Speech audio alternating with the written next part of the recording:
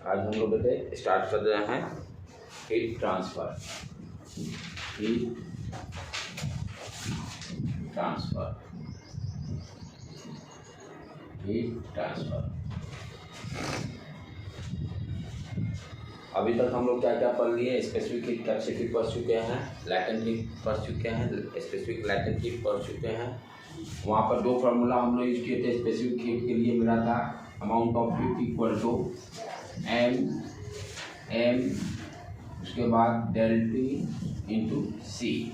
M C del T लिखे थे, M C del T, where C is specific heat capacity, right. उसी तरह से लैटेंट हीट के लिए amount of heat M equal to L.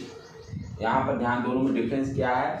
Specific heat capacity to increase the temperature और latent heat जो था to change the phase state, to change the phase state. आज अब हम लोग स्टडी करेंगे हीट ट्रांसफ़र। तो जनरली हम लोग जानते हैं कि हीट ट्रांसफ़र कब होगा?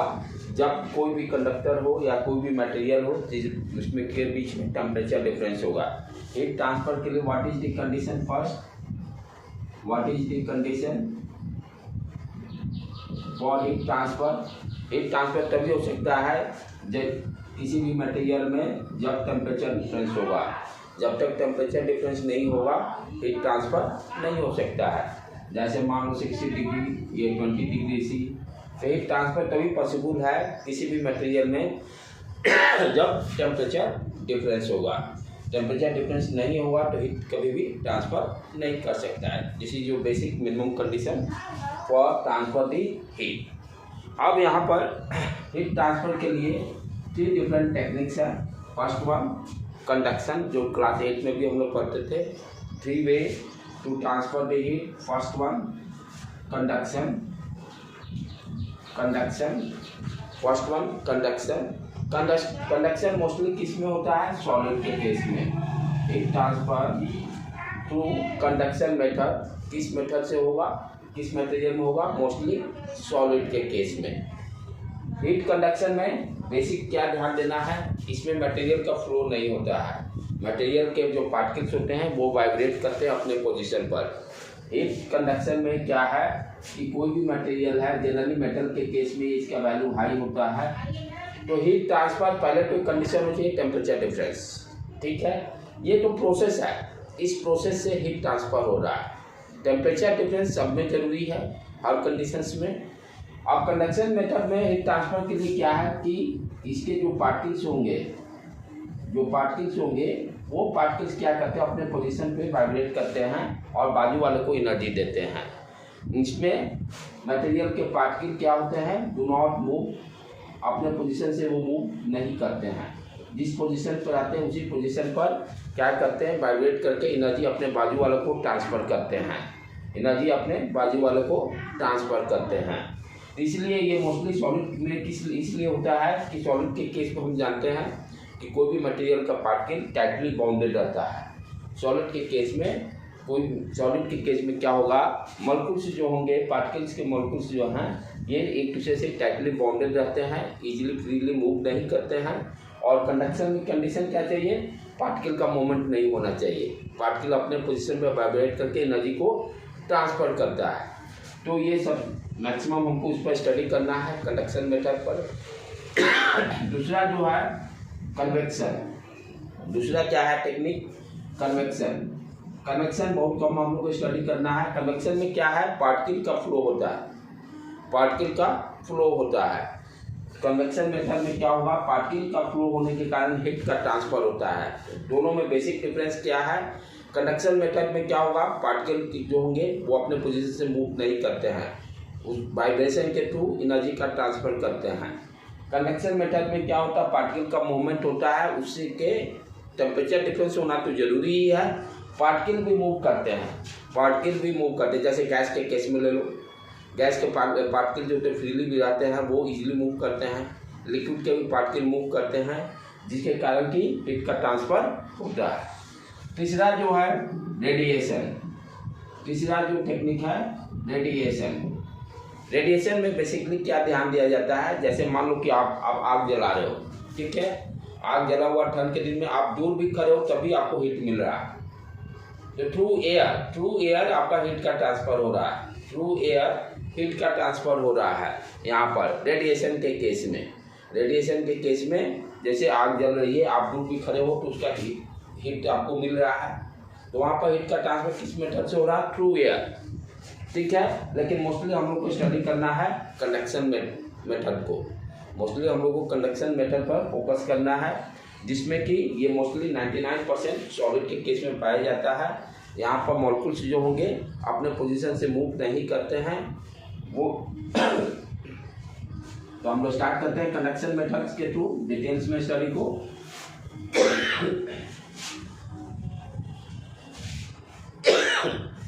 कंडक्शन में क्या हो रहा है, कोई भी हम लोग मेटल कंसीडर करते हैं, कोई भी मेटल कंसीडर करते हैं सॉलिड फॉर्म में हो।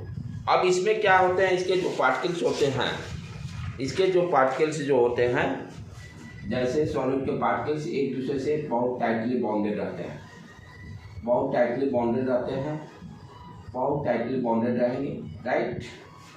और मान लेते हैं कि इस पॉइंट पर टेम्परेचर 60 डिग्री फॉर एग्जाम्पल है, 60 डिग्री टेम्परेचर है, तो ये क्या करेगा, टेम्परेचर के कारण यहाँ पर इस मॉलिक्यूल्स को एनर्जी मिला, राइट। ये एनर्जी क्या करेगा, ये वाइब्रेट करेगा, बाजू वाले को एनर्जी ट्रांसफर करेगा, फिर ये वाइब्रेट करके फिर इसको बाजू वाले को ट्रांसफर एनर्जी करेगा, राइट। तो यहाँ पर हम क्या देखते हैं, आफ्टर सम डिस्टेंस के बाद टेम्परेचर 40 डिग्री हो सकता है, आफ्टर सम डिस्टेंस के बाद 30 डिग्री हो सकता है, आफ्टर सम डिस्टेंस के बाद 15 डिग्री हो सकता है, आफ्टर सम डिस्टेंस के बाद 10 डिग्री हो सकता है। इस तरह से हर पॉइंट पर टेम्परेचर अलग अलग रहेंगे, इसमें हो क्या रहा है कि मॉलिक्यूल्स जो होते हैं हीट को एब्जॉर्ब कर रहे हैं।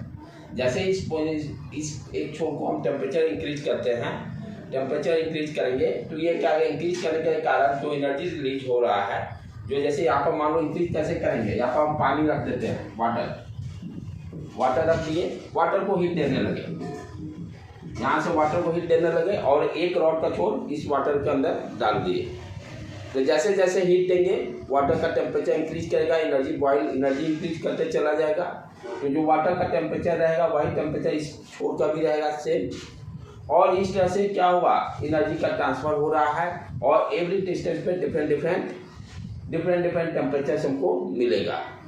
अच्छा, ये तभी पॉसिबल है जब टेम्परेचर डिफरेंस रहेगा, तभी हीट का ट्रांसफर हो सकता है।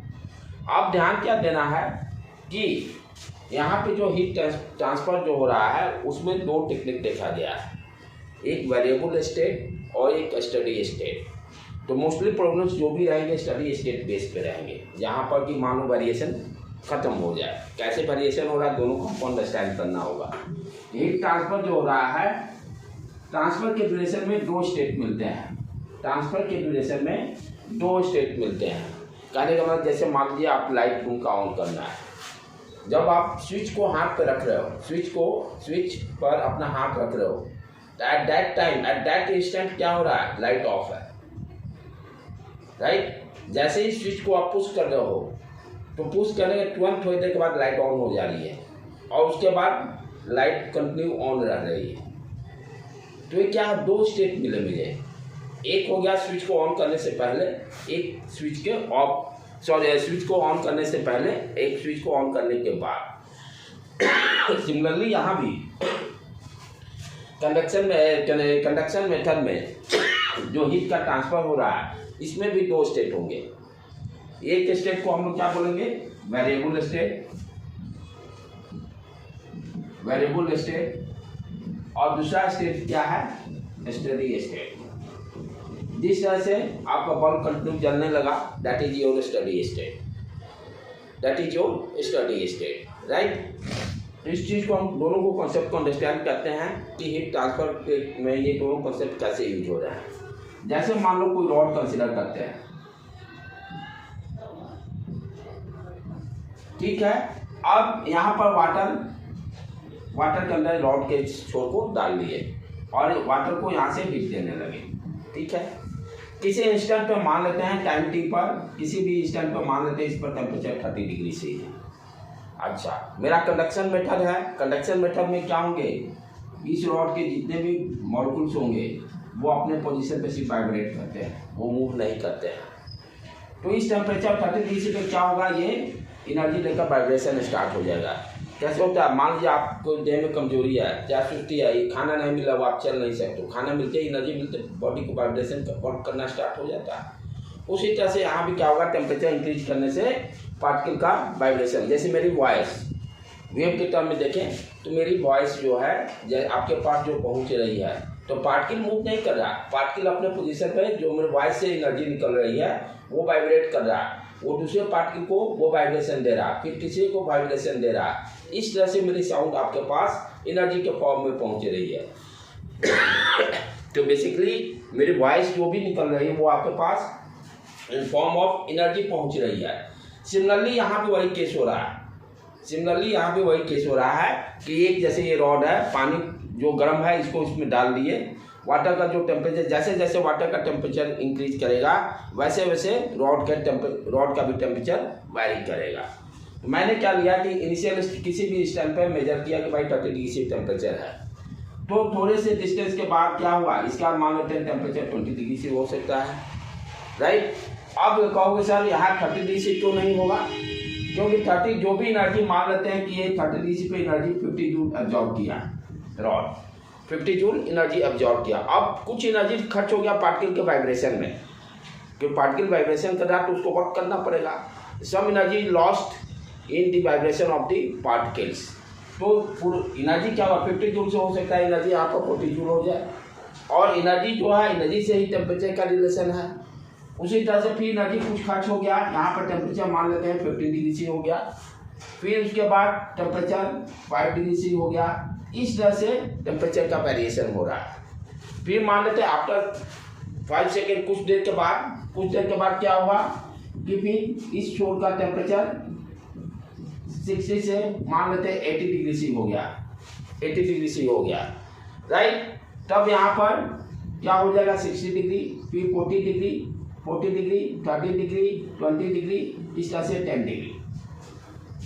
अच्छा, ये वेरिएशन कब तक चलेगा, जब ये रॉड मैक्सिमम टेम्परेचर अटेंड नहीं करता है। जिस सोर्स से हम इसको गर्म कर रहे हैं वो सोर्स का जब मैक्सिमम टेम्परेचर आएगा उसके बाद यदि वो इंक्रीज नहीं, चाहे ये एनर्जी अब्जॉर्ब करना छोड़ दे, ये रॉड एनर्जी अब्जॉर्ब करना छोड़ दे, तब तक जब उसके बाद क्या हुआ आपका हर पॉइंट पर टेम्परेचर कांस्टेंट रहेगा। तो 80 डिग्री से हो गया, मान लेते हैं फिर थोड़ी देर के बाद क्या हो गया 100 डिग्री से हो गया। अब ये रॉड कर रहा है अब मैं एनर्जी अब्जॉर्ब नहीं कर सकता हूँ। यहाँ तक दोनों स्टेज में क्या हो रहा था, एवरी पॉइंट पे एनर्जी का अब्जॉर्प्शन हो रहा था, और जिसके कारण कि टेम्परेचर का वेरिएशन हो रहा है। एट 100 डिग्री सी पे क्या हुआ, एट 100 डिग्री सी पे सब जगह temperature 80 degree, 60 degree, 40 degree, 20 degree. After 100 degree के बाद ये क्या कर रहा है, रॉड एनर्जी अब्जॉर्ब करना कहता है, मुझे एनर्जी की जरूरत नहीं है, that is my maximum limit. अब मैं टेम्परेचर बढ़ाऊंगा भी तो एनर्जी को ट्रांसफर नहीं करूंगा। अब क्या करूंगा, जो आप टेम्परेचर बढ़ाते हो इसके बाद यदि you are increasing the temperature, तो टेम्परेचर इंक्रीज के कारण जो भी हीट इसको मिलेगा वो हीट को पूरा का पूरा हीट को ट्रांसफर कर देगा। अब इस स्टेज में क्या होगा, दैट इज सैचुरेशन, ये सैचुरेट हो गया। अब इसमें टेम्परेचर का वेरिएशन एवरी पॉइंट पे डिफरेंट टेम्परेचर रहेंगे, but temperature do not vary with time के साथ वो टेम्परेचर कांस्टेंट रहेगा, बिफोर दैट आप क्या देख रहे हो, एवरी पॉइंट पे टाइम के साथ टेम्परेचर अलग अलग है। तो वेरिएबल स्टेट में क्या हो रहा है कि सैचुरेशन स्टडी स्टेट आने से पहले एवरी पॉइंट पर टाइम के साथ टेम्परेचर चेंज कर रहा है, वेन स्टडी स्टेट में जैसे ही पहुंचेगा इस स्टेट में क्या हो रहा है, अब ये एनर्जी अब्जॉर्ब नहीं करेगा। तो एनर्जी नहीं जब अब्जॉर्ब करेगा तो किसी भी इंस्टेंट पर मान लेते हैं कि ये 50 मिनट्स के बाद यहाँ पर टेम्परेचर 80 डिग्री हो गया, तो आपको 70 मिनट्स के बाद भी टेम्परेचर यहाँ पर 80 डिग्री ही होगा। फिर किसी भी इंस्टेंट पर यानी किसी भी टाइम पर यहाँ पर टेम्परेचर क्या रहेगा, अब 80 डिग्री ही रहेगा, क्योंकि ये रॉड एनर्जी अब्जॉर्ब करना छोड़ दिया है। आप इस छोड़ का टेम्परेचर बढ़ाते चले जाइए, क्या होगा, यहाँ से हीट लेगा, ये हीट पूरा का पूरा ये यहाँ पर पहुंच जाएगा। यहाँ पर अब after 100 AC if you are giving 100 joule energy, तो कोई भी एनर्जी का जॉब नहीं हो रहा है, टोटल का टोटल एनर्जी दूसरे छोर पर आपको मिल जाएगा, क्योंकि किसी भी अब रॉड अपना एनर्जी ऑब्जॉर्व करना छोड़ दिया है। तो this state is called steady state. जो भी प्रॉब्लम में रहता है मेरा सॉल्व करेंगे, न्यूमेरिकल्स जो भी रहेंगे स्टडी स्टेट में, क्योंकि इस वेरिएबल स्टेट में एनालिसिस करना वेरी टफ वर्क, क्योंकि एवरी इंस्टेंट एवरी टाइम पर टेम्परेचर वैरी कर रहा है। स्टडी स्टेट आने के बाद टेम्परेचर फिक्स हो गया। हाँ, टेम्परेचर डिफरेंट रहेगा, नहीं डिफरेंट रहेगा तो हीट ट्रांसफर ही नहीं होगा। हीट ट्रांसफर के लिए ये टेम्परेचर डिफरेंट रहेंगे हर पॉइंट पर, हर क्रॉस सेक्शन एरिया पर अलग अलग टेम्परेचर रहेगा, बट वो टेम्परेचर टाइम के साथ कांस्टेंट रहेगा। वो टेम्परेचर टाइम के साथ कांस्टेंट रहेगा, वो चेंज नहीं करेगा। That state is called steady state. तो इस तरह से कंडक्शन मेथड में हीट का ट्रांसफर होता है, पहले वेरिएबल स्टेट और उसके बाद स्टडी स्टेट। तो हम लोग को स्टडी स्टेट पे ही फोकस करना है, क्योंकि जो भी प्रॉब्लम्स रहेंगे स्टडी स्टेट बेस्ड रहेंगे। राइट बेटे, तो हमने क्या देखा अभी तक, 3 मेथड्स हीट ट्रांसफर, एक कंडक्शन, कन्वेक्शन और रेडिएशन। कंडक्शन में क्या देख रहे हैं, पार्टिकल का मूवमेंट नहीं होता है, वाइब्रेशन के थ्रू एनर्जी का ट्रांसफर हो रहा है। कन्वेक्शन मेथड में क्या होता है, पार्टिकल के मूवमेंट के कारण हीट ट्रांसफर होता है। राइट, और रेडिएशन में क्या होता है, थ्रू एयर हीट का ट्रांसफर होता है। हीट ट्रांसफर होने के लिए minimum condition temperature difference must है, टेम्परेचर डिफरेंस मस्ट है। उसके बाद हमने क्या देखा, कंडक्शन मेथड को मैक्सिमम मेरा सिलेबस कंडक्शन मेथड पे ही बेस है, फिक्स है। तो कंडक्शन मेथड में 2 स्टेट देखे, एक वेरिएबल स्टेट और दूसरा स्टडी स्टेट। वेरिएबल स्टेट में हमने क्या देखा, एवरी टाइम पर हर डिफरेंट टाइम पे हर पॉइंट पर टेम्परेचर डिफरेंट रहता है। वाई, क्योंकि इनिशियल स्टेज में ये रॉड क्या है, एनर्जी को एब्जॉर्ब करता है। रॉड क्या है, हीट बढ़ाएंगे, इससे जो हीट एनर्जी मिलेगा उसको एब्जॉर्ब करता है। हर पॉइंट पे एनर्जी अलग अलग रहेगा, जिसके कारण टेम्परेचर वैरी कर रहा है। लेकिन आफ्टर सम टाइम्स के बाद क्या होगा, रॉड क्या है, एनर्जी ऑब्जॉर्प्शन कैपेसिटी खत्म हो जाती है। उस स्टेट में हम उसको क्या बोलेंगे, स्टडी स्टेट में वो आ गया है। वो आप किसी भी इंस्टेंट पर आपका टेम्परेचर यहाँ फिक्स रहेगा। Whatever you are giving the energy, total energy एक छोर से दूसरे छोर ट्रांसफर हो जाता है, स्टडी स्टेट। तो जो भी प्रॉब्लम्स रहेंगे मेरा स्टडी स्टेट बेस्ड प्रॉब्लम्स रहेगा। अब नेक्स्ट हम लोग को इसमें देखना है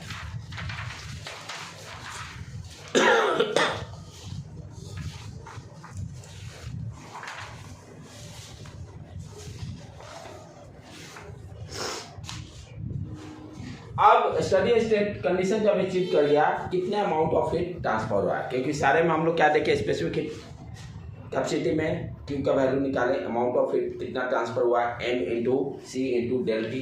लैटेंट हीट में हमने क्या देखा, कितना अमाउंट ऑफ हीट ट्रांसफर हो गया, Q इक्वल टू ml। उसी तरह से कंडक्शन मेथड में भी हम देखेंगे एनर्जी कितना ट्रांसफर होगा, किस स्टेट में, स्टडी स्टेट में। स्टडी स्टेट उसका हम लोग आप फॉर्मूला को डिराइव करते हैं। ये इसका फॉर्मूला जो भी डिराइव हुआ है बाय एक्सपेरिमेंटली क्या देखा गया है, कोई भी रॉड है, जैसे यही पेन मेरा कंसीडर कर लो। यदि कोई रॉड मेटल का है, बना हुआ है, इसका क्रॉस सेक्शन एरिया A है, लेंथ L है, ठीक। अब टेम्परेचर डिफरेंस मान लेते हैं T1 है, T2 है, क्योंकि विदाउट टेम्परेचर डिफरेंस हीट का ट्रांसफर नहीं हो सकता। तो बाई एक्सपेरिमेंटली क्या देखा गया है कि हीट जो है, heat is directly proportional to cross section area. ये जितना ही क्रॉस सेक्शन एरिया ज़्यादा, हीट ज़्यादा इंटर करेगा। ये सारे एक्सपेरिमेंट रिजल्ट कब देखे गए हैं, आफ्टर स्टडी स्टेट, यानी एवरी इंस्टेंट पे क्या है, टेम्परेचर कांस्टेंट रहेगा, टाइम के साथ चेंज नहीं करेगा। अच्छा, दूसरी चीज़ क्या दिया है, जो भी हीट देंगे सारा का सिरा हीट दूसरे छोर पे आज निकल जाएगा, क्योंकि ये rod after steady state do not absorb any energy.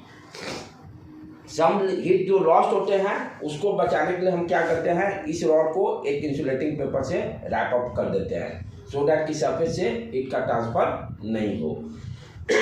जो भी एनर्जी देंगे टोटल का टोटल एनर्जी यहाँ निकल जाएगा।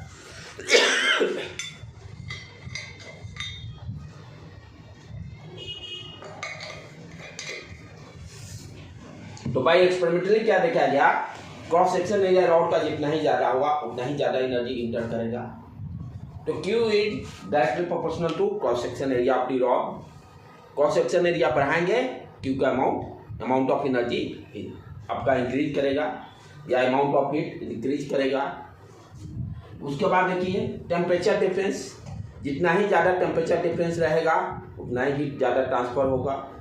तो directly proportional to temperature difference T2 minus T1, right. उसी तरह से जितना देर ट्रांसफर टाइम, यदि ज़्यादा देर तक हम हीट ट्रांसफर करते हैं, टाइम ज़्यादा स्पैन लगाते हैं, मोर हीट ट्रांसफर, तो Q is also directly proportional to time. Third, fourth point, length यदि बड़ा करेंगे हीट ट्रांसफर कम होते जाएगा। जैसे जैसे लेंथ बड़ा रहेगा हीट का ट्रांसफर एनर्जी कम होते जाएगा। तो inversely proportional to length, inversely proportional to length. तो यहाँ पर हम लोग क्या करें, ये सारा किस एक्सपेरिमेंटल बेस है, ये सारा का सारा experimental base result. Q is directly proportional to cross section area, Q is directly proportional to temperature difference, Q is directly proportional to time, ये टाइम है T, जितना देर ट्रांसफर होगा जितना देर more amount of energy transfer होगा। Length inversely proportional, length बड़ा होगा हीट ट्रांसफर, जितना छोटा होगा ज़्यादा हीट ट्रांसफर होगा, लंबा लेंथ रहेगा हीट का ट्रांसफर कम होगा। ये सारे को कंबाइन करके क्या इक्वेशन डेवलप किया गया, amount of heat transfer from one point to another point is equal Q equal to K, क्या ले लिए कांस्टेंट, प्रोपोर्शनलिटी को हटाने के लिए, और ये सारे टर्म को मल्टीप्लाई कर दिए, K A del T temperature difference time divided by L, divided by L, where K is thermal conductivity, thermal conductivity constant for any material, ये हर मटेरियल के लिए वैल्यू फिक्स रहेगा। मटेरियल प्रॉपर्टी है, thermal conductivity constant, material property है, material property, हर material के लिए K का value अलग अलग रहेगा, हर मटेरियल के लिए K का वैल्यू अलग अलग रहेगा। तो हमने क्या देखा, कंडक्शन मेथड में स्टडी स्टेट में किसी भी रॉड के थ्रू कितना हीट का ट्रांसफर होगा, Q equal to K A del T into time divided by L। ये अपना फॉर्मूला यहाँ पर मिल गया, ये फॉर्मूला बाय एक्सपेरिमेंटली हमें मिला है, राइट बेटे।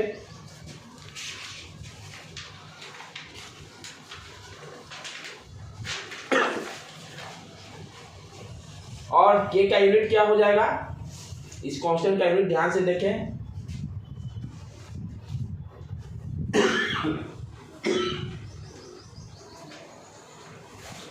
What is the unit of K, formula को देखो, ये क्या है जूल, Q का अमाउंट ऑफ हीट है joule, A metre square, L square, L square, एक L कट जाएगा, ऊपर में मीटर आ जाएगा इस यूनिट में, केल्विन टाइम का सेकेंड, सारे को यहाँ डिनोमिनेटर में भेज देंगे। तो K का यूनिट क्या होगा, जूल पर मीटर पर केल्विन पर सेकेंड। यूनिट ऑफ, ये इंपॉर्टेंट है, यूनिट ऑफ के निट में आपको डायरेक्टली पूछ देता है, जूल पर मीटर केल्विन पर सेकेंड, जूल पर मीटर केल्विन पर सेकेंड। सीजीएस यूनिट में जूल की जगह पे क्या आ जाएगा, ये भी जेई में भी पूछा है, कैलोरी, जूल की जगह पर कैलोरी, और मीटर की जगह पर centimetre kelvin second. CGS unit में जूल का कैलोरी, मीटर का सेंटीमीटर, के टेम्परेचर है केल्विन और सेकेंड, ये यूनिट हो गया, दिस इज इम्पॉर्टेंट। अब क्या देखेंगे, फॉर्मूला मुझे तो ड्राइव हो गया, तो नेक्स्ट हम लोग देखेंगे हीट फ्लो का रेट क्या होगा। जैसे वाटर का फ्लो का रेट होता है, करंट फ्लो का रेट होता है, जैसे होता है ना, वाटर का फ्लो पाइप से करते हैं तो वाटर का फ्लो का रेट निकालते हैं, किस स्पीड से वाटर फ्लो कर रहा है, करंट है, करंट में इलेक्ट्रॉन का स्पीड क्या है, किस स्पीड से फ्लो करता है, जितना ही ज़्यादा रहेगा उतना ही ज़्यादा करंट फ्लो करेगा, राइट। वाटर का फ्लो जितना ही तेज रहेगा उतना ही अमाउंट ऑफ वाटर ज़्यादा जाएगा एक जगह से दूसरी जगह। उसी तरह से यहाँ भी हीट ट्रांसफर का रेट देखेंगे, what is the rate of the heat transfer, कितना तेजी से हीट ट्रांसफर हो रहा है, राइट। ये सारे टर्म एनालॉजी हैं, heat transfer, flow of water, flow of current. Flow करने का मतलब rate, speed. Flow means what you understand, flow of water, flow of water बोले या फ्लो ऑफ करंट बोले या फ्लो ऑफ हीट बोले। तो फ्लो का मतलब क्या होता है, किस रेट से, what is the speed, what is the speed of water, what is the speed of the current. Current मतलब इलेक्ट्रॉन का स्पीड, इलेक्ट्रॉन का मूवमेंट होता है वहां पर। फ्लो ऑफ हीट यानी हीट का क्या स्पीड है, किस स्पीड रेट से, किस रेट से वाटर फ्लो कर रहा है, किस स्पीड से इलेक्ट्रॉन का फ्लो हो रहा है, किस स्पीड से हीट का ट्रांसफर हो रहा है। तो नेक्स्ट टर्म अपना क्या रहेगा कि फ्लो ऑफ हीट। आप जानते हो करंट का फ्लो निकालने के लिए हम लोग क्या करते थे, Q अपॉन टी करते थे, स्मॉल Q अपॉन टी। यानी फ्लो ऑफ करंट का मतलब आई जो करंट होता था वो करंट है क्या, फ्लो ऑफ चार्ज। जो हम लोग बेसिक इलेक्ट्रिसिटी में पढ़ते हैं, करंट जो डिफाइन करते हैं वो करंट क्या, किस स्पीड से चार्ज का फ्लो हो रहा है, वो क्या देता था, करंट। यानी I equal to Q upon T हम लिख देते, I equal to Q upon T. Q है क्या, बेसिक मीनिंग, Q क्या देता है, speed of the flow of Q। Q किस स्पीड से चार्ज किस स्पीड से फ्लो कर रहा है, वही करंट है, वही करंट है। सिमिलरली उसी तरह से यहाँ भी हीट फ्लो में क्या देखेंगे, मान लो इस सिंबल को H से रिप्रेजेंट करते हैं। H means not only heat, rate of flow of heat. इसको क्या पढ़ेंगे, rate of flow of heat. तो जिस तरह से करंट डिफाइन कर रहे हैं, Q यहाँ पर चार्ज है, राइट। तो यहाँ पर किसके कारण, यहाँ पर कौन है, टेम्परेचर डिफरेंस। यहाँ पे क्या है, टेम्परेचर डिफरेंस के कारण आपका हीट ट्रांसफर हो रहा है, ठीक है। तो यहाँ पर Q जैसे यहाँ पर चार्ज है, तो rate of flow of heat को हम लोग Q से रिप्रेजेंट कर रहे हैं, अमाउंट ऑफ हीट। तो Q upon T gives your heat, Q upon T amount of the heat. यानी एक सेकेंड में कितना अमाउंट ऑफ हीट फ्लो कर रहा है, 10 जूल 20 जूल 30। इसका मीनिंग क्या हो गया, Q अपॉन टी डिनोमिनेटर में क्या बताता है, 1 में। एक सेकेंड में कितना अमाउंट ऑफ हीट ट्रांसफर हुआ, that gives your speed of the heat. Speed of heat कैसे डिफाइन कर रहे हैं, Q अपॉन टी। यहाँ पे देखो स्पीड ऑफ करंट, यहाँ क्या बोलते हैं, स्पीड ऑफ करंट या रेट ऑफ करंट। चार्ज जितने स्पीड से एक सेकेंड में कितने नंबर ऑफ चार्ज फ्लो कर रहे हैं, that gives your rate of the flow of current. Similarly एक सेकेंड में कितना हीट ट्रांसफर होगा, that gives the rate of flow of heat. तो अनदर टर्म यहाँ पर हम लोग क्या डिफाइन किए कि rate of flow of heat का फॉर्मूला क्या आ गया मेरा, H equal to Q upon T, Q upon T, Q upon T. और Q क्या है, Q ऑलरेडी हम लोग डिफाइन किए हुए हैं, K A del T into T divided by L, है ना। तो वहां पर इसको वैल्यू को रख देते हैं, K A del T into T divided by L। ये देखो T उड़ गया, तो H का फॉर्मूला क्या गया, K A del T divided by L। इसको याद कर लेने का है।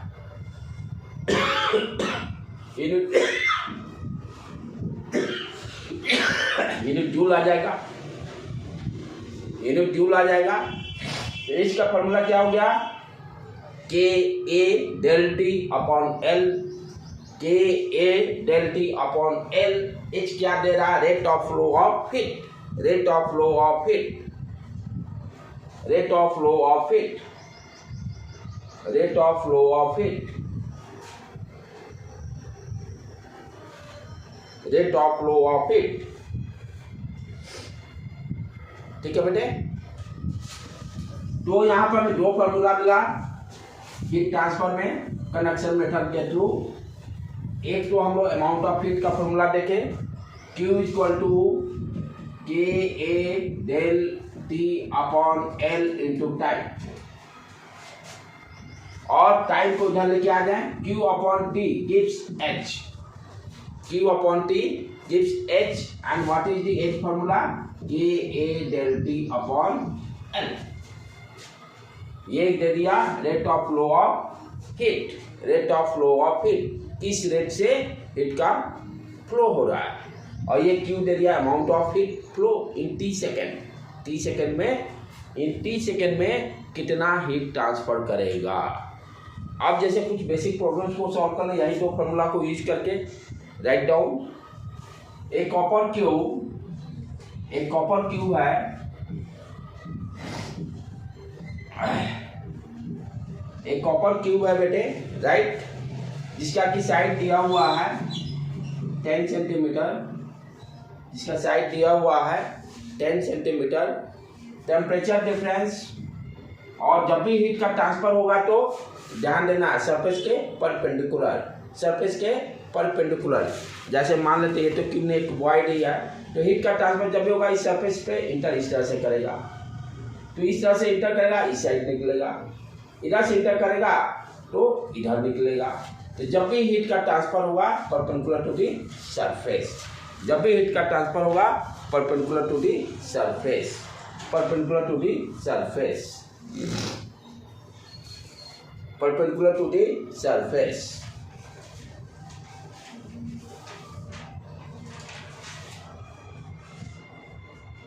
Always heat transfer perpendicular to the surface. तो प्रॉब्लम पे आ जाए, कंसीडर एक क्यूब हम लोग कंसीडर किए हैं, जिसका साइड लेंथ दिया हुआ है 10 सेंटीमीटर, टेम्परेचर डिफरेंस ये साइड और इस साइड का टेम्परेचर डिफरेंस दिया हुआ है 100 डिग्री सी और 0 डिग्री सी, ये यहाँ पर 100 डिग्री सी और यहाँ पर 0 डिग्री सी टेम्परेचर डिफरेंस। के कॉपर का दिया हुआ है, के कॉपर का है 400 जूल पर सेकेंड मीटर केल्विन, और इसी को और क्या लिख सकते हैं, जूल पर सेकेंड को वाट भी लिखते हैं, वाट मीटर पर सेकेंड केल्विन। ध्यान दें, जूल पर सेकेंड वाट हो गया, और ये मीटर ये केल्विन। तो के क्या, के इक्वल टू 100 दिया हुआ है। What is the rate of flow of heat, question क्या है, what is the rate of flow of heat, rate of flow of heat, what is the rate of flow of heat, what is the rate of flow of heat। क्या है अपना formula बेटे, H equal to Q upon T, H equal to Q upon T, and Q upon T क्या, K A del T upon L, K A del T upon L. K का value दिया हुआ है 100, ये क्या हो जाएगा देखो, क्रॉस सेक्शन स्क्वायर क्यूब है, ए स्क्वायर 10 इंटू 10 दिया है ना, 10 इंटू 10 मीटर में कन्वर्ट कर देंगे, सेंटीमीटर में दिया हुआ है, तो ये हो गया 10 इंटू 10 का पावर -4, एक साइड को करेंगे मीटर में 10 की पावर -2, तो ये -4 हो जाएगा। टेम्परेचर डिफरेंस 100 डिग्री सी है, ये 0 डिग्री सी है, टेम्परेचर डिफरेंस 100, लेंथ दिया हुआ है 10 और उसको भी मीटर में कन्वर्ट कर देंगे -2, ये जो क्या क्या उड़ गए, ये 10 की पावर -2 उड़ गया, ये 100 उड़ गया, ये 10 उड़ गया, यानी 1000 जूल देख लेना 1000। ये एक मिनट के का वैल्यू अच्छा 100 लिया है ना, ठीक है कोई दिक्कत, ठीक है 100 जूल 1000 जूल, ठीक है बेटे। अब एक दूसरा इसी तरह से प्रॉब्लम और देख ले।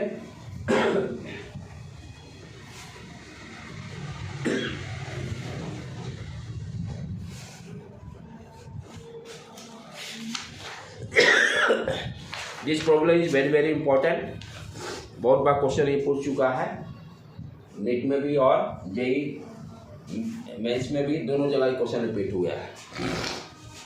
जैसे कोई रॉड है,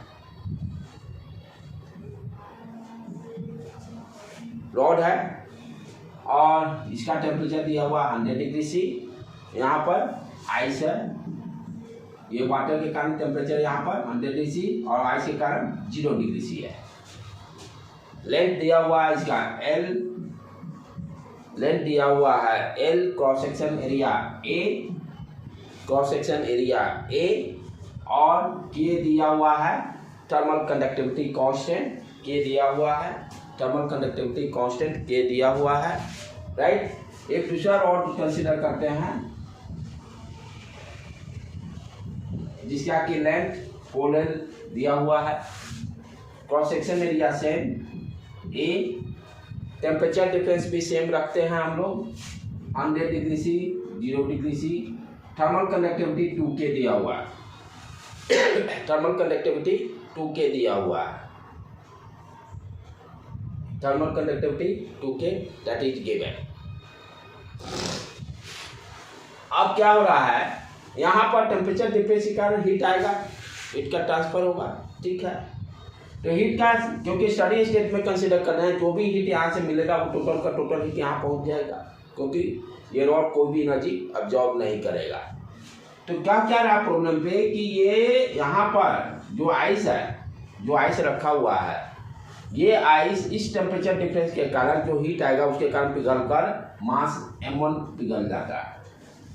आइस जो रखा हुआ है टी टाइम में क्या हो रहा है, M1 मास मेल्ट कर गया। इन टाइम टी सेकेंड में M1 मास मेल्ट कर गया। सिमिलरली M1 यहाँ पर M2 मास मेल्ट कर जा रहा है, M2 मास मेल्ट कर जा रहा है। हमें निकालना है what is the ratio of M1 upon M2। Bit क्या दिया हुआ है, फर्स्ट वन इज गिवन, निकाल लो डायरेक्ट, साइड 2:1 आएगा, 4:1 इस तरह से दिया रहेगा, ABCD दिया रहेगा, राइट। अब चलें ध्यान से देखें, हमें क्या दिया हुआ है, एक बार फिर से रिवाइज, एक रॉड दिया हुआ है, थर्मल कंडक्टिविटी K दिया हुआ है, लेंथ L दिया हुआ है, टेम्परेचर यहाँ पर वाटर के कारण 100 डिग्री सी है, यहाँ पर आइस रखा हुआ 0 डिग्री सी है, राइट। लेंथ L दिया हुआ है, इसकी thermal conductivity 2K, length 4L, cross section area same, temperature difference same. क्या रहा है, टी सेकेंड में ये M1 मास मेल्ट किया, यहाँ पर आइस का M2 मास मेल्ट किया, हमें M1 M2 का रेशियो निकालना है। अब ये मेल्ट किसके कारण कर रहा है, ये देखना हो कितना हीट का ट्रांसफर हो रहा है, वो हीट का ट्रांसफर फेज को चेंज करने में लग रहा है, क्योंकि आइस है, आइस से लिक्विड में कन्वर्ट हो रहा है। वाट एवर अमाउंट रिच हियर, जो भी अमाउंट टेम्परेचर डिफरेंस के कारण रीच करेगा टी सेकेंड में, वो किस में कंज्यूम हो जा रहा है, फेज को चेंज करने में, राइट। तो यहाँ पर देखिए हीट ट्रांसफर जो हो रहा है Q, हीट जो ट्रांसफर हो रहा है टी टाइम में, Q1 अपॉन टी क्या हो जाएगा, K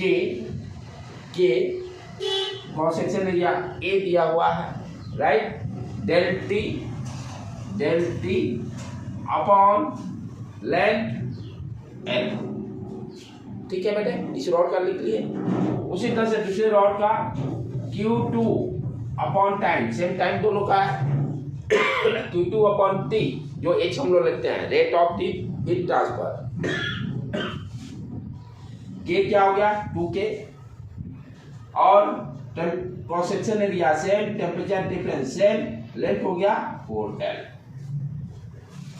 अच्छा, ये जो Q1 है, ये Q1 टोटल का टोटल फेज चेंज करने में यूज हो जा रहा है, तो Q1 को हम लिख सकते हैं M into L, latent heat पड़े है ना, M1 मास मेल्ट कर गया है, तो वी कैन राइट Q1 को हम क्या लिख सकते हैं, M1 L upon T, KA del T upon L। उसी तरह से Q2 को हम लिख सकते हैं M2 L upon T, 2K into A del T upon 4L।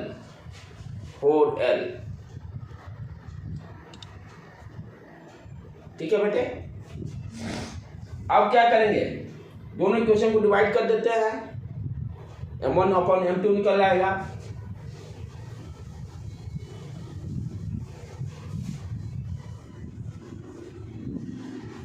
Divide करते हैं, लेफ्ट हैंड साइड को डिवाइड पहले करते हैं, तो M1 अपॉन M2, सारा L कट जाएगा, T कट जाएगा, सारा चीज cancel.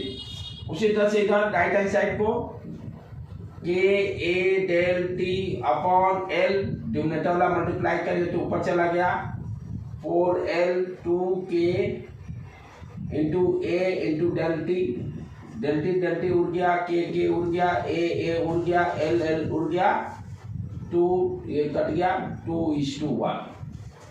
This question is very very important for competitive exam. Repetition होता है, नीट में ध्यान देना, क्वेश्चन बहुत बार रिपीट होते हैं, 40 to 50% क्वेश्चंस रिपीट होते हैं। राइट बेटे, अब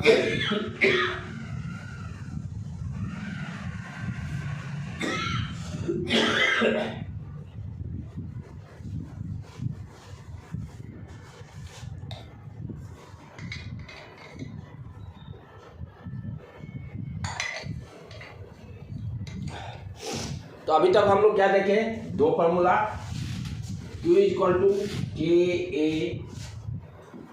del T upon L into T, कितना हीट ट्रांसफर हुआ, इसी T को इधर लेके आ जाएंगे तो H क्या दे देगा formula, Q upon T KA del T upon L, right. यदि इसी को हम डिफरेंशियल फॉर्म में लिखना चाहें, delta is very small, we can also write, हम लोग क्या लिख सकते हैं, H को, if I am writing H को dq अपॉन dt लिखें, dq अपॉन डिफरेंशियल फॉर्म में, dl लेंथ के लिए, लेंथ dl कंसीडर करेंगे, तो dq अपॉन dt क्या हो जाएगा, q चार्ज बराबर है KA dt upon dl, dt upon dl। ये dt अपॉन dl क्या है, temperature gradient, slope, temperature gradient करने का मतलब स्लोप, ये क्या दिया, dt upon dl temperature gradient, gradient means slope, किसके बीच में, टाइम टेम्परेचर और वर्सेज लेंथ के बीच में हम लोग ग्राफ ड्रॉ करते हैं, उसका जो स्लोप होगा वो क्या होगा, dt upon dl temperature gradient, slope जिसको हम लोग बोलते हैं। जैसे मान लो कोई रॉड है, इसको तो सिस्टम को थोड़ा सा अंडरस्टैंड करें, कोई रॉड है, जब स्टेडी स्टेट अचीव कर ले रहा है, मानते हैं कि इस पॉइंट पे इसका टेम्परेचर 100 डिग्री से हो गया, इस पॉइंट पर 80 डिग्री सी, उसके बाद 60 डिग्री सी, उसके बाद 50 डिग्री सी, इसके बाद 40 डिग्री सी, इसके बाद 20 डिग्री सी, ठीक है। ये टाइम के साथ टेम्परेचर कांस्टेंट है, ये पॉइंट को ध्यान रखना है कि किसी भी इंस्टेंट पे हम देखेंगे तो इस पॉइंट पर 80 डिग्री से ही टेम्परेचर है, क्योंकि स्टडी स्टेट अचीव कर लिया है, ये एनर्जी को एब्जॉर्ब नहीं कर सकता है। तो हम यहाँ पर ध्यान से देखें कि टेम्परेचर, ये मान लेते हैं लेंथ L है, रॉड का लेंथ L है, यदि टेम्परेचर वर्सेज लेंथ ड्रॉ करें कि लेंथ के साथ कैसे टेम्परेचर वैरी कर रहा है इस ग्राफ को, तो ध्यान से देखो, यहाँ पर L इक्वल टू 0 कंसिडर करते हैं, 100 डिग्री सी टेम्परेचर, यहाँ पर कुछ मान लेते हैं 1 सेंटीमीटर है, 1 सेंटीमीटर, तो यहाँ पर 80 डिग्री, फिर उसी तरह से देखते हैं टेम्परेचर डिक्रीज करते जा रहा है एवरी पॉइंट पर, तो ये सारे को मिला देंगे, यही क्या है, इसका जो स्लोप होगा dt अपॉन dl, और स्लोप को हम लोग ग्रेडियंट बोलते हैं। तो स्लोप किसका है, टेम्परेचर ग्रेडियंट का, स्लोप किसका है, टेम्परेचर ग्रेडियंट का।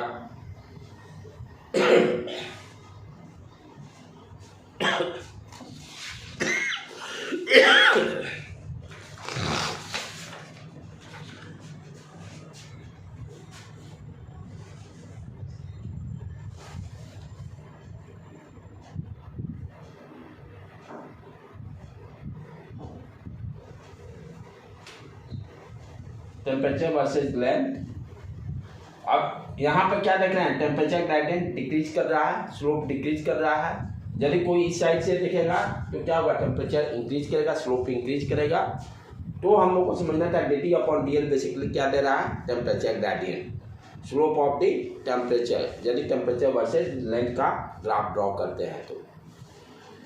अब एक दिस टर्म इज जो लास्ट स्टेप अभी इन करते हैं,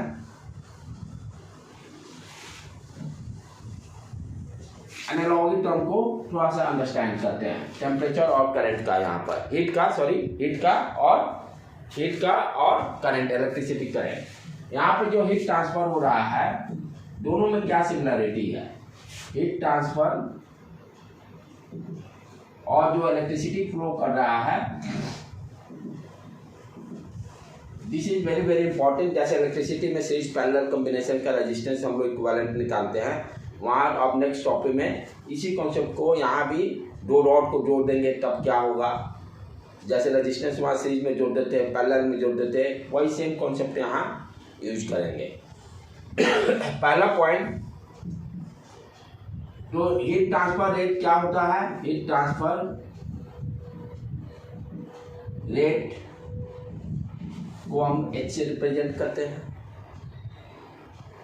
वहां पर करंट के टर्म में चार्ज का फ्लो का रेट जिसको कि हम लोग करंट बोलते हैं, तो इसको I से रिप्रेजेंट करते हैं, इसको I से रिप्रेजेंट करते हैं। I क्या देता है, चार्ज का फ्लो का रेट। I क्या देता है, कितना स्पीड से चार्ज का, what is the speed of the charge, that gives you current. अब इसी तरह से यहाँ H को कैसे डिफाइन किया है, amount of heat upon time, यानी एक सेकेंड में कितना अमाउंट ऑफ हीट ट्रांसफर हो रहा है। सिमिलरली यहाँ पर हम लोग I को कैसे लिखते हैं, Q अपॉन T, एक सेकेंड में कितने अमाउंट ऑफ चार्ज फ्लो हो रहा है। दोनों में देखो सिमिलरिटी, यहाँ पे क्या हो रहा है, amount of heat transfer time के रिस्पेक्ट में, यहाँ क्या देख रहे हैं, number of charges transfer per unit time, number of charges transfer per unit time. Second point, हम लोग जानते हैं कि करंट का फ्लो किसके कारण होता है, पोटेंशियल डिफरेंस। कभी करंट कब फ्लो करेगा, जब पोटेंशियल डिफरेंस रहेगा। तो current flow due to potential difference, current जब भी फ्लो करेगा पोटेंशियल डिफरेंस के कारण। सिमिलरली यहाँ पर हीट ट्रांसफर कब होगा, जब टेम्परेचर डिफरेंस के कारण। तो पोटेंशियल डिफरेंस कहने का मतलब जिसको कि हम लोग डेल V से रिप्रेजेंट करते हैं। यहाँ पर हीट ट्रांसफर किसके कारण हो रहा है, टेम्परेचर डिफरेंस डेल T के कारण, टेम्परेचर डिफरेंस के कारण हो रहा है। थर्ड पॉइंट H का मेरा क्या फॉर्मूला है, H equal to KA del T upon L। KA del T temperature difference के कारण हीट का ट्रांसफर हुआ, यहाँ पर करंट क्या formula, I equal to J del V upon R हम लिखते हैं, डेल V अपॉन R। अब यहाँ पर हम क्या देख रहे हैं, ध्यान से देखने का, ये डेल T का एनालॉगी यहाँ क्या है, डेल V। डेल T का एनालॉगी डेल V है।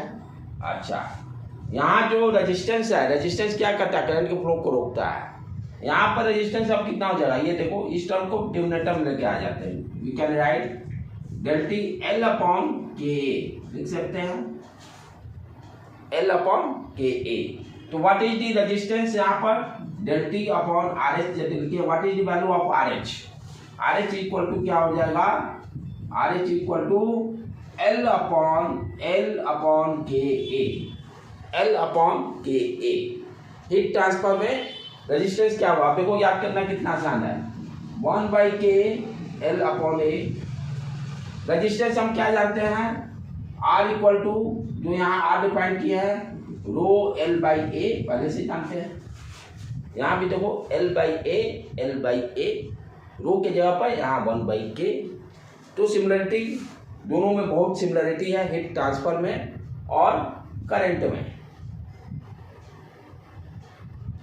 First point, heat transfer rate H, current I।